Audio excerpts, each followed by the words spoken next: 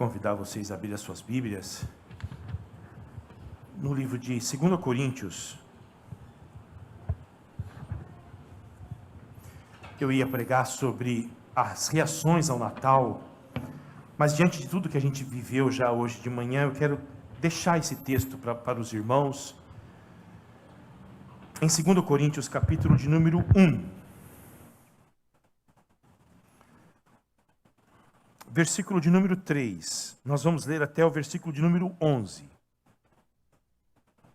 Porém, eu vou me concentrar no versículo 8.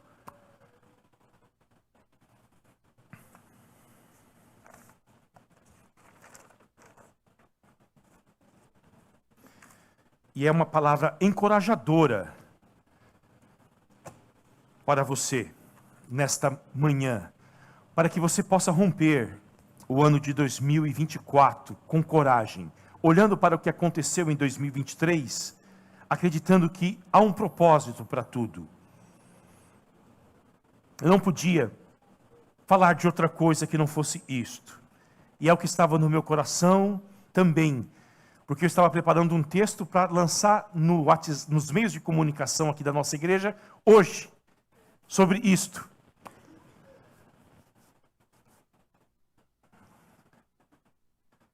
Obrigado, Pedro.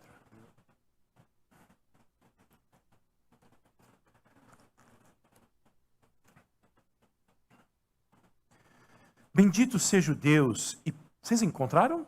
A gente pode ler? Bendito seja o Deus e Pai de nosso Senhor Jesus Cristo, o Pai de misericórdias e Deus de toda consolação. Guarde sempre isso, Deus é o Deus de toda consolação. É Ele quem nos consola em toda a nossa tribulação. Não busque consolo em outro lugar. Quando você estiver atribulado, não busque consolo em outro lugar. É Deus quem nos consola. Há um motivo pelo qual Deus nos consola, tá bom? E pelo qual Ele deseja te consolar nesta manhã. Para quê?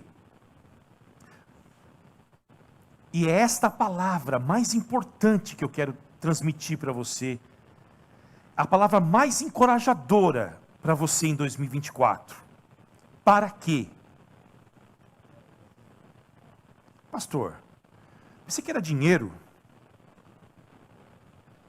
Como é o nome do programa do governo que acaba com as dívidas?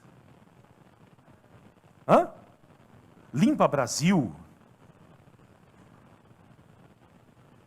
esperança, crédito para todos. Todas essas são palavras importantes, mas a palavra mais importante para você hoje, para romper 2024 com alegria, entusiasmo, é para quê? Eu vou explicar depois. Para quê? Pela consolação que nós mesmos recebemos de Deus, possamos consolar os que estiverem em qualquer espécie de tribulação. A irmã Mônica recebeu consolo de Deus, e ela nos consolou aqui hoje de manhã. A irmã Regina recebeu consolo de Deus, o não de Deus, e ela nos consolou hoje de manhã. Paulo recebeu não de Deus e foi consolado por Deus com o não de Deus que ele recebeu, e ele consolou os outros também. Nós somos consolados por Deus para consolar os outros, a importância da vida comunitária. Deus permite que a gente passe por tribulações para buscar consolo nele, para sermos consolados por ele, para termos autoridade para consolar os outros. É um ministério terapêutico da igreja. Um consolando os outros. Mutualidade. Reciprocidade de consolação. Deus consola através dos irmãos. Queridos, a irmã disse que estava passando necessidade, estava orando. Pode ser que Deus poderia enviar ventiladores para ela, lençóis dos céus. Deus pode fazer isso. Mas como que ele faz? Através de pessoas. Pode ser que Deus enviasse um anjo lá. Ele pode fazer isso. E eu creio que ele faz isso. Mas Deus faz através de pessoas. E Deus consola de forma milagrosa, instantânea. Quando você lê as Escrituras, escuta uma música cristã em casa, ou o Espírito Santo fala com você enquanto está tomando banho, sei lá, andando, lavando louça. Entretanto, ele consola através de uns aos outros na igreja. É isso que Paulo está dizendo. Porque assim como transbordam sobre nós os sofrimentos de Cristo, olha só, transbordam sobre nós os sofrimentos de Cristo. A igreja está unida a Cristo. E transbordam sobre Cristo, sobre a igreja, o sofrimento de Cristo, por estar unida a Ele. Assim também, por meio de Cristo, transborda o nosso consolo. Quanto mais próximos de Cristo estivermos, mais atribulados, por incrível que pareça, estaremos, mas também mais consolados estaremos também.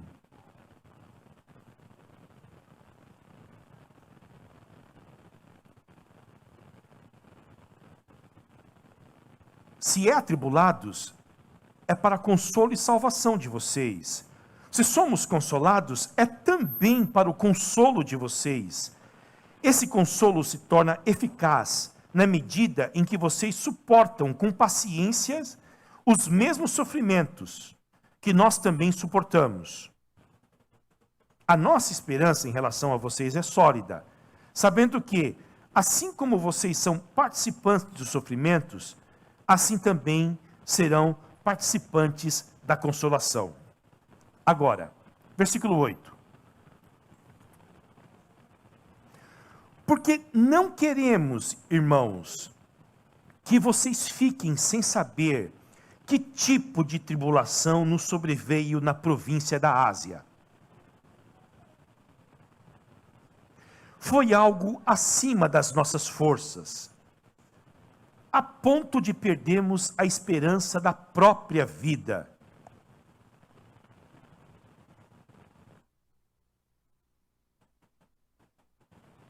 De fato, tivemos em nós mesmos a sentença de morte, para que, olha aí,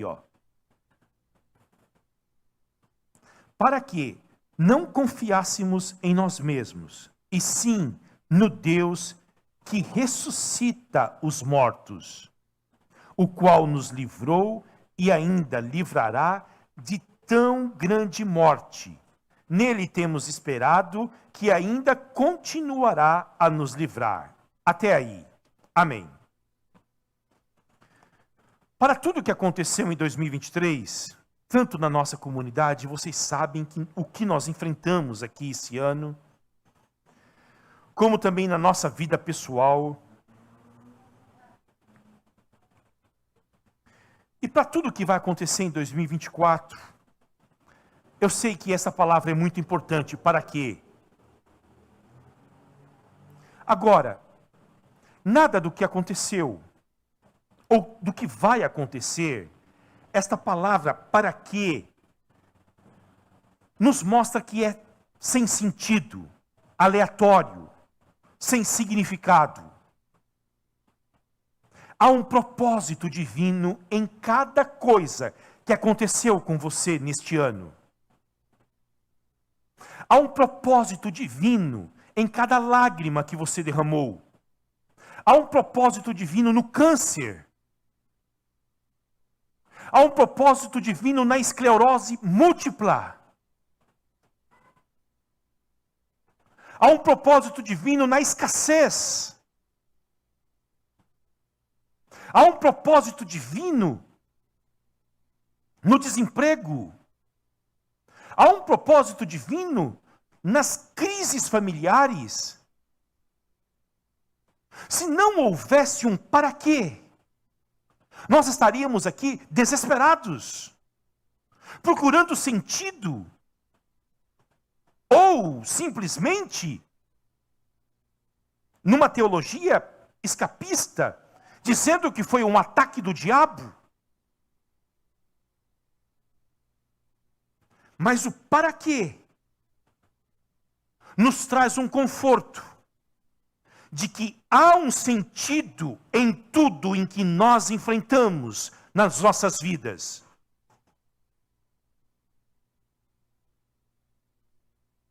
Essa palavra não explica tudo.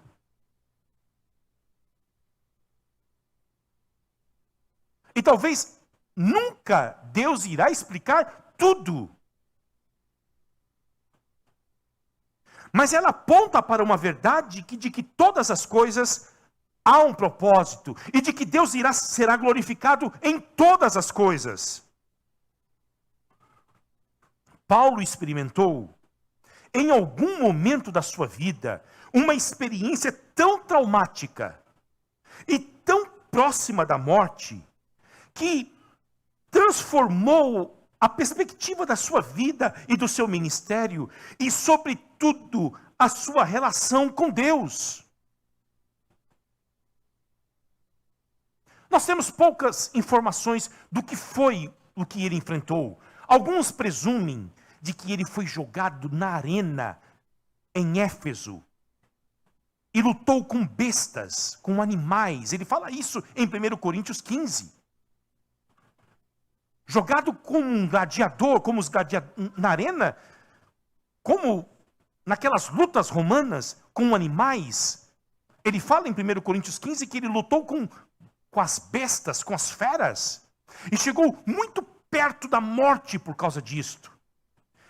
Em Atos dos Apóstolos, capítulo 19, a Bíblia diz que em Éfeso, na província da Ásia, a cidade inteira teve um levante por causa de um Demétrio e procurou Paulo para o matar. Não se sabe se foi esta experiência ou outra, ou não se sabe se foram as doenças recorrentes do apóstolo Paulo, a sua carestia, a sua falta de recursos, que o levaram a quase experiência de morte.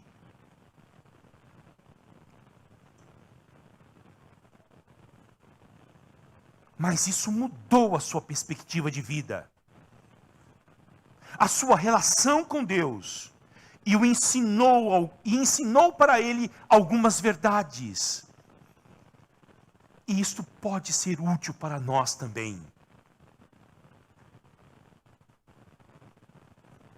O cenário do nosso país não é dos melhores.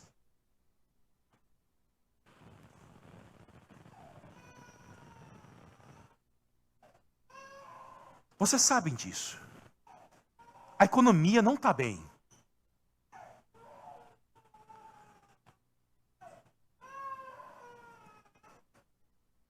Nós estamos ainda convivendo com grandes problemas. Inflação. O mundo em conflito.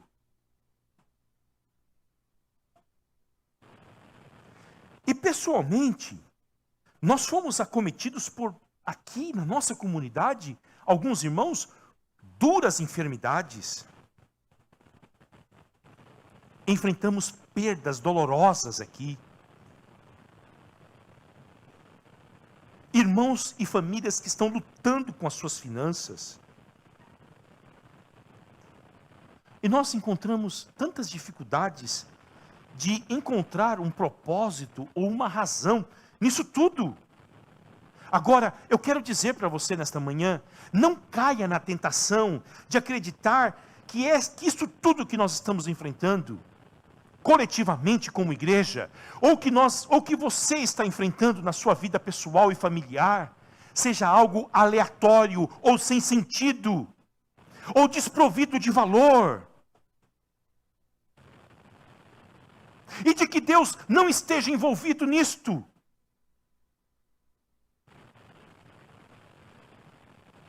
Por mais angustiante, doloroso, deprimente, que tenha sido este encontro quase com a morte que o apóstolo Paulo teve, ele compreendia que Deus estava nele, que Deus estava envolvido nele. E Paulo encontrou um objetivo nisto tudo. Olha o que ele diz. Versículo de número 9. De fato, tivemos em nós mesmos a sentença de morte. Ele vai morrer. Eu vou morrer, Paulo disse. Eu não vou conseguir sair vivo dessa provação. Para quê? Não confiássemos em nós mesmos. E sim, no Deus que ressuscita os mortos. Aqui está a lição. O objetivo disto tudo.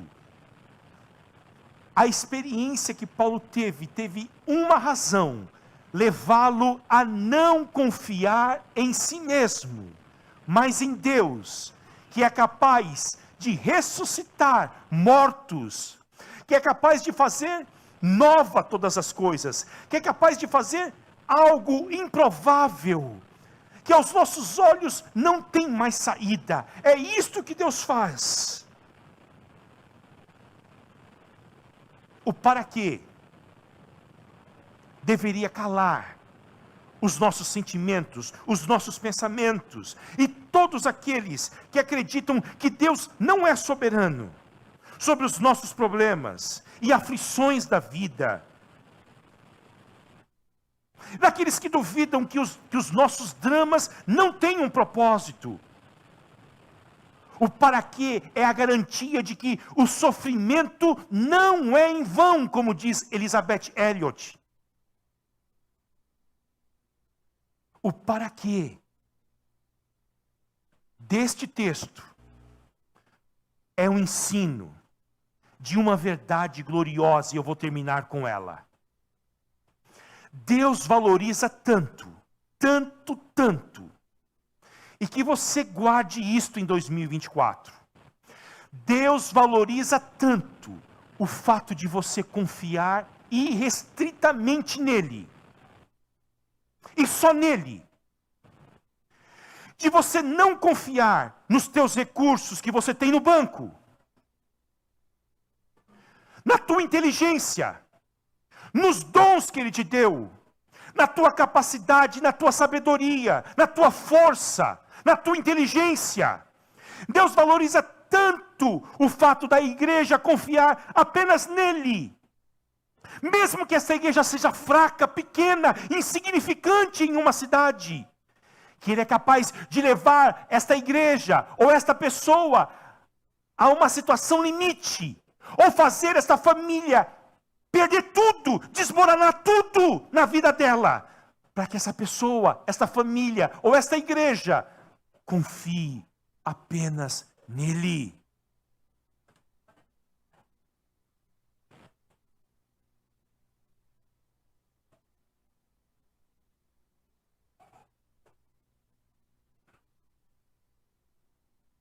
É isto.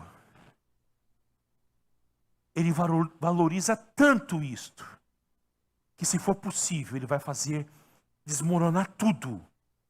Não porque ele tem prazer nisto. Não. É porque isso é mais importante. Confiar só nele. É isto. O apóstolo Paulo, na sua segunda viagem missionária, já era o apóstolo dos gentios. Ainda não tinha aprendido a confiar somente em Cristo que ressuscita os mortos. Aí lá em Éfeso, depois de pregar o evangelho naquela cidade, e a Ásia inteira conhecer a Cristo, como diz em Atos dos Apóstolos, Deus olhou para ele e falou assim: eu ainda preciso tratar você, Paulo. Você vai passar por uma situação que você vai aprender a confiar em mim. Somente em mim. É isto. O que você passou em 2023 tem um porquê, um para quê. Então, que você entre em 2024 com esta certeza: há um para quê. Pare de dizer que não tem sentido. E olha, se foi o diabo que fez, foi com a permissão de Deus. Tá bom? Porque o diabo nada faz de forma livre. É Deus quem manda ele fazer e coloca limites na atuação dele. Pode fazer, Satanás. Ataca o meu servo Jó, mas só faz até ali, tá bom? Ali você não faz. Ali você faz. Existe um Deus que está sentado no trono do universo. É Ele quem comanda tudo. Ele te ama. E Ele quer te ensinar a confiar nele. Depender dele e desfrutar dele. É isto. O desemprego, as finanças, a morte, a perturbação da vida, a perda dos rendimentos, a perda da saúde, do estresse, o cansaço, a falta de sono, a noite,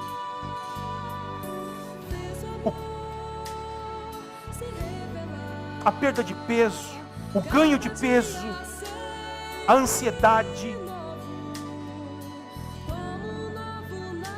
tudo isso é para ensinar você a não confiar em você mesmo, mas em Deus. Tem um para quê?